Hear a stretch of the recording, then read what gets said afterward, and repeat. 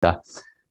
No que diz respeito ao dente, a saúde dentária, arcada dentária, o dentista mais famoso do mundo é esse aqui, Weston Price. Então, realmente, se você é um dentista, você tem que conhecer ele, porque esse foi o cara mais importante de todos, estudou todas as populações primitivas, não diria todas, mas a grande maioria existente, em meados do século passado, aliás, mais para o início, 1930, 1940, ele escreveu seu livro famosíssimo, Nutritional and Physical Degeneration.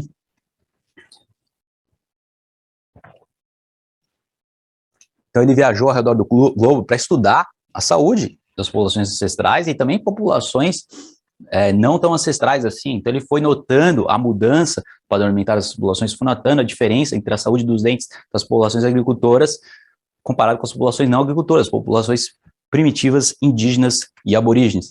Então o que ele descobriu? Ele relatou aí várias fotos, ele bateu 500 mil fotos, postou tudo no seu vídeo, no seu livro, publicou tudo.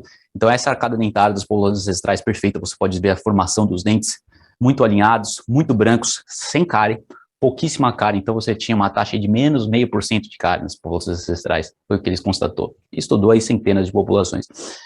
Já as populações não tradicionais, olha o que aconteceu.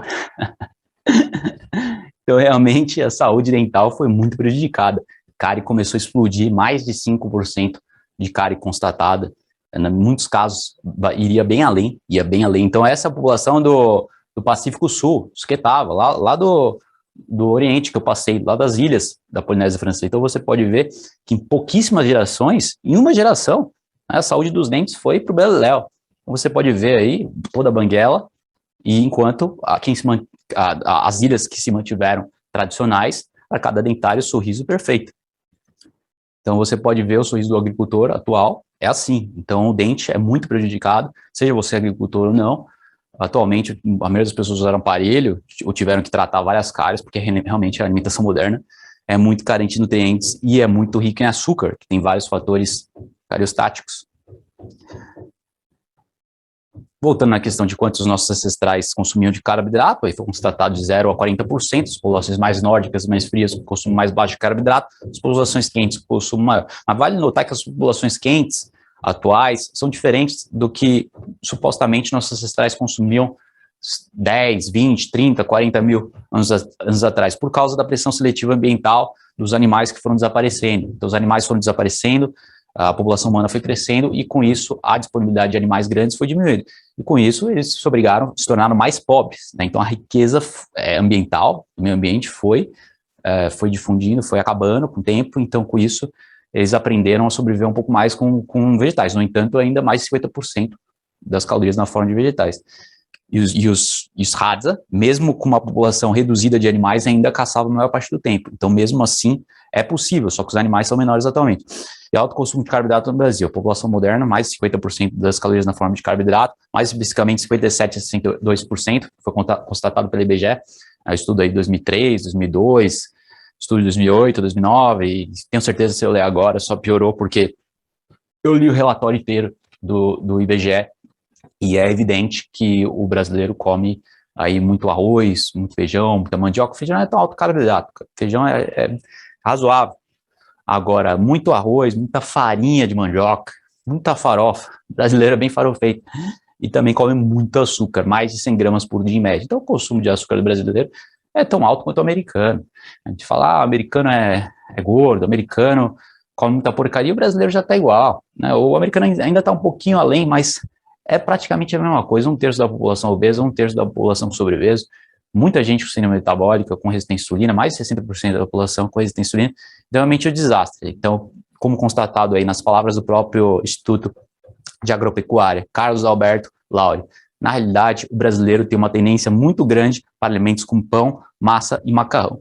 Então, é o que o brasileiro come, muito pão, pãozinho francês, pãozinho de forma, tudo que é farinha refinada, tudo que é prejudicial, está na mesa do brasileiro.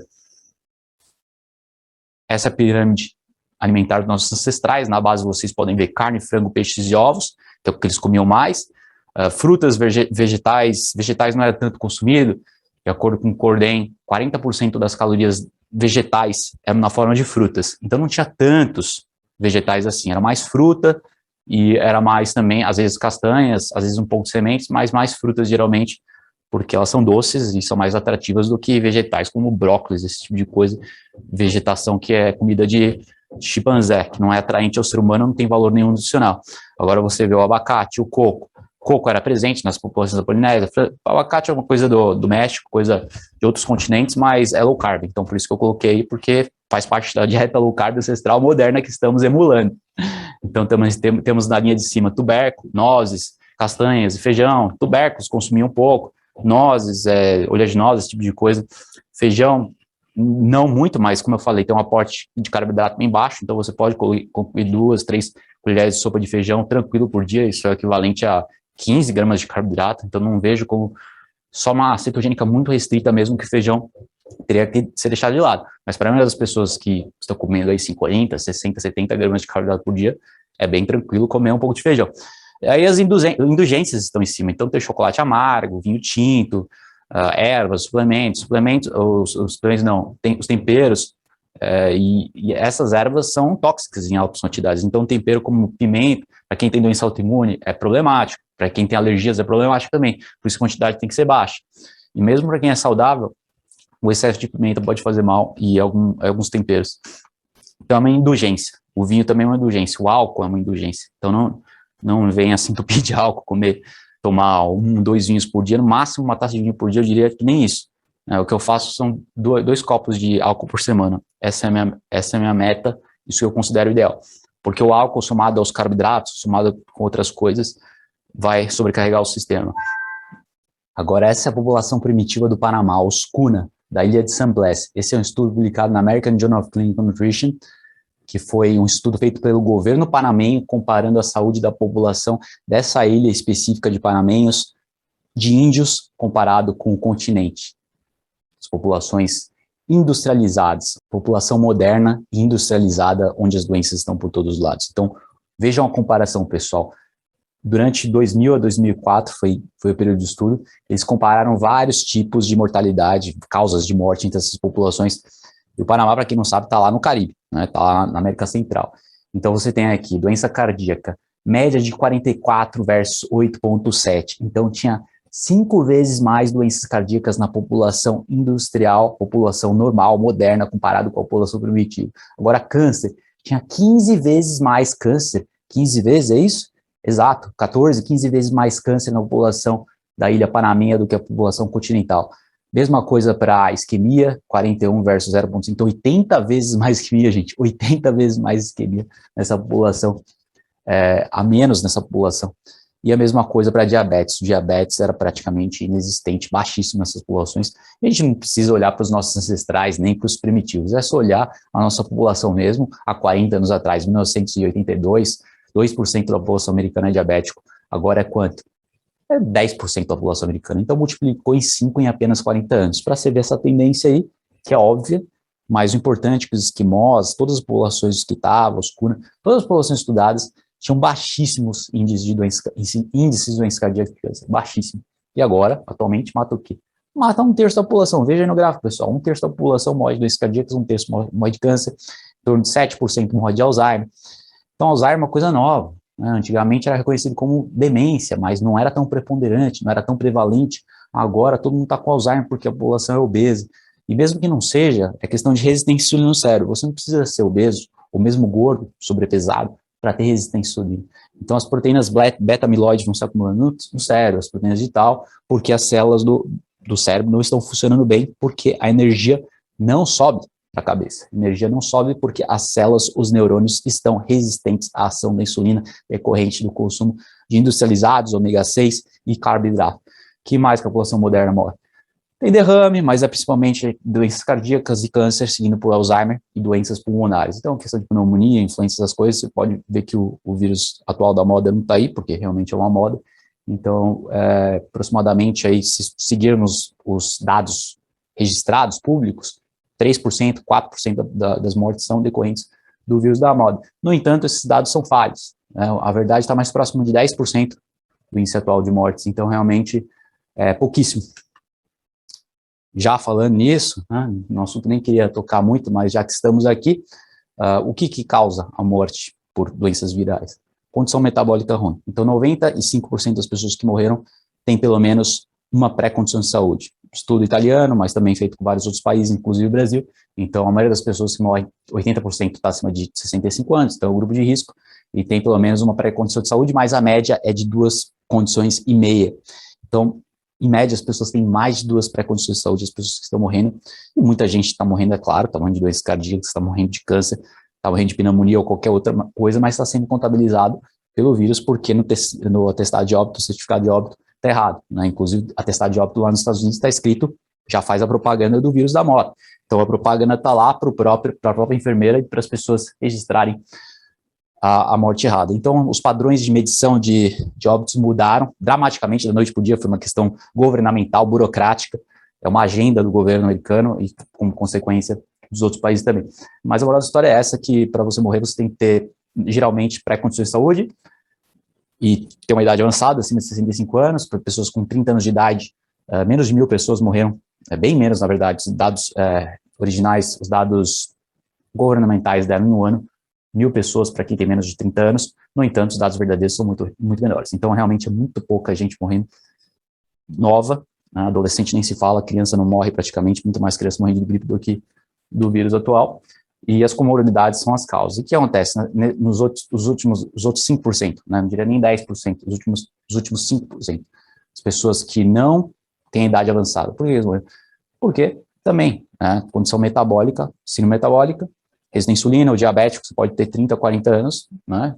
30 nem tanto, porque pouquíssimos, como eu falei, ninguém morre com 30 anos, mas quem tem 40, 50 anos, se tiver diabetes, pode acontecer de morrer também. Você pode estar no lugar errado, na hora errada. Você, de repente, teve uma semana péssima, dormiu muito mal, daí contraiu o vírus, teve uma gripezinha, e isso foi piorando e você não cuidou. Então, assim, situações raras, acontece uma pessoa mais jovem, de 40 anos, morrer de algum vírus, mas não representa a totalidade das mortes, não representa o principal, não representa o que deveríamos nos preocupar. É claro, com saúde como um todo, se preocupando com a saúde como um todo, tudo melhor. O excesso de carboidrato e óleo industrializados são a causa, então, 85% dos americanos têm resistência à insulina, como eu falei, um estudo recente, no mínimo 50% dos brasileiros, as estimativas mais frouxas dá 50%, e as mais rígidas, 85%. Para quem tem mais 100 pontos de glicose sanguínea, já está considerado como resistência à insulina. Infelizmente, acima de 100, a média já indica problemas metabólicos. Então, questão de demora de atendimento hospitalar, questões de país de primeiro mundo, pouca infraestrutura, sistema de saúde ruim, protocolo médico ineficaz, também é um protocolo, muitas vezes o médico não sabe o que está fazendo, se dá hidrocortisona, se dá cloroquina, se dá ivermectina, os estudos são muito favoráveis, mas as terapias que são bem documentadas, infelizmente não pegaram tanta atração assim como deveriam por conta da questão da agenda da mídia, agenda dos políticos, enfim, que não batem com a realidade, infelizmente, porque a mídia é falsa. Idade avançada demais, já volta no outro ponto, protocolos mais avançados para tratar. Entra na questão do tratamento em si, agora não estou falando de prevenção, estou falando de tratamento. Então, o ozônio, inclusive, pegou um pouco de tração essa ideia de fazer ozônio para tratar, porque realmente é uma das coisas mais potentes que existem, mas, como sempre, tudo que é bom não é levado, não é trazido à tona pela mídia, não dá atenção.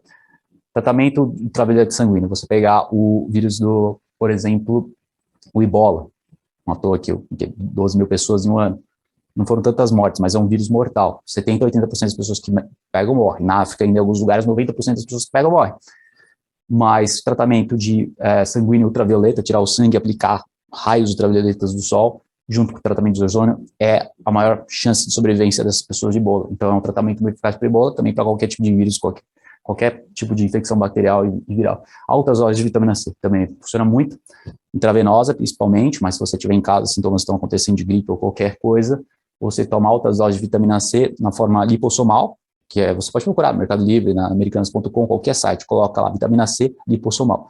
Daí você toma, que é uma forma mais altamente absorvível de vitamina C, e você toma várias vezes ao dia. Aí você toma a cada 1h30, cada 2 horas, você toma 1,5 gramas de vitamina C. Se não achar o lipossomal, beleza, toma normal, importante você tomar várias vezes ao dia, até os sintomas passarem, porque a vitamina C acelera a cura. Foi testado na China, vários estudos com o vírus atual e também com vários vídeos diversos, vírus da gripe, Epstein-Barr, mononucleose, enfim, várias coisas. E o zinco também, 150 miligramas, é importante ser repartido em 3 doses por dia, então 3 doses de 50 miligramas. Daí a cloroquina vai fazer com que o zinco entre dentro das células. O que acontece? Nos velhos, as pessoas que têm comorbidades, o zinco entra com mais dificuldade na célula. Cloroquina com zinco ajuda a depositar e realmente dá um up no sistema imune forte. Ivermectina não tem nem o que falar. Realmente você vê meta-análise, conjunto de vários estudos demonstrando a eficácia da ivermectina em ambas as fases, na fase inflamatória e a fase viral, fase tardia. Então, qualquer fase de hospitalização, a ivermectina funciona. A hidroxicloroquina funciona mais no começo, né? O famoso estudo francês e muitos outros, tirando estudos falsos da mídia, porque tem vários estudos falsos da mídia, só para vocês entenderem, alguns poucos que ficaram mais famosos, mas os estudos verdadeiros mostram que a hidroxicloroquina funciona como prevenção, profilático e tratamento inicial, né? Se você está numa fase avançada, UTI, entubado, não adianta nada, mas a ivermectina funciona para todas as fases, por isso que é um tratamento mais eficaz de todos, e por isso que é usado bastante por médicos que têm conhecimento, e também a ivermectina mostrou uma redução de mortalidade de 70% em média de sites clínicos randomizados. Então, tem alguns estudos separados, né, tipo 6, 7 estudos que mostraram redução de mortalidade de 72%, mas a totalidade dos estudos mostrou redução de mortalidade de 70%. Significa que houve muito menos morte nos pacientes que tomaram ivermectina versus que não tomaram, nos pacientes hospitalizados. Aí tem Redesivir, que é bom para a fase tardia, anticorpos infectados, enfim, todos esses tratamentos. Coadjuvantes, que são tão importantes quanto, né, se você, não separadamente, claro, você tomar só melatonina, vai fazer muito pouco, você tem que tomar tudo em conjunto, 25 miligramas por dia, à noite, antes de dormir, isso se você tiver também tendo sintomas. Altas doses de magnésio, 1.200, vitamina B1, que foi bastante testado com hidrocortisona, funciona muito bem para qualquer infecção viral. Quercetina é um anti-inflamatório, um antiviral muito potente, então 2 de 500 miligramas por dia, ou 2 de 1.000 miligramas por dia, muito bom. Própolis é um antiviral potente, espanta os predadores da colmeia, então todos os ratos, predadores, insetos são espantados pela colmeia através do própolis.